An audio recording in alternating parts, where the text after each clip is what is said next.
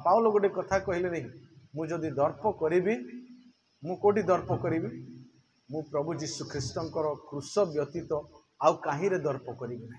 Hallelujah.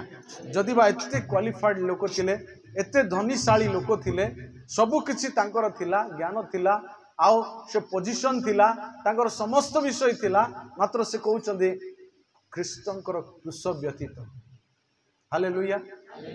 से कहउचंदी गलातिया पुस्तक रे ख्रीष्टंक क्रूस व्यतीत आउ मु कहीं दर्प करी नाही। सेति पई लिखा जाय नै कि जिर्मिया पुस्तक रे जे दर्प करिवो से प्रभु को जानी चिन्हिची बोली कि से दर्प करू। हालेलुया। ज्ञान रे दर्प न करू, बल रे दर्प न करू, सौंदर्य रे दर्प न करू, जेहेतु ताहा गुडे आउ क्षणिक विषय ताहा आज अच्छी काली नथिबो ताहा कोनोसी प्रकारे लुप्त होबो। हालेलुया। पाउल गोटे कथा कहले नहीं मुझे दर्प करी मु कोटी दर्प करी मु प्रभु जीशु ख्रीष्टंकर क्रूस व्यतीत आउ कहीं दर्प करी ना। हालेलुया।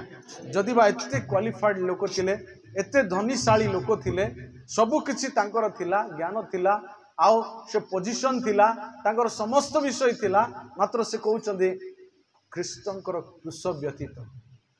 हालेलुया।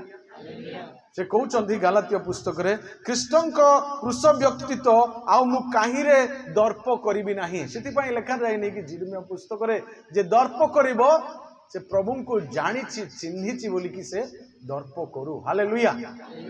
ज्ञान रे दर्प न करू, बल रे दर्प न करू, सौंदर्य रे दर्प न करू, जेहेतु ताहा गुडे आउ क्षणिक विषय ताहा आज अच्छी काली नथिबो ताहा कोनोसी प्रकारे लुप्त होबो। हालेलुया।